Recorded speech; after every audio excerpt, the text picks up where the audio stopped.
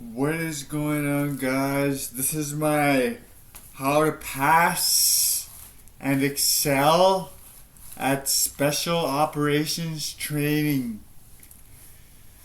So basically, what you're gonna do is find out all the prerequisites in order to join the special operations in the first place.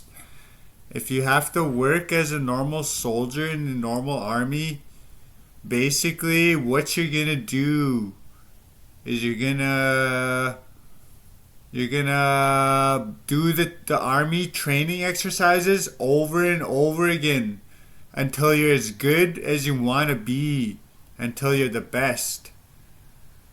That's all you have to do to pass army training. Also, keep fit. Start small by working out a little bit and work your way up until you can go pretty long. That's how you keep fit really easy, and run short distances at first.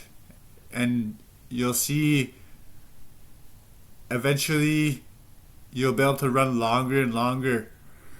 That's how you pass army training. In order to pass special forces or special operations training, You'll need to if you just simply sign up for the special forces training or special operations training and they take you or something.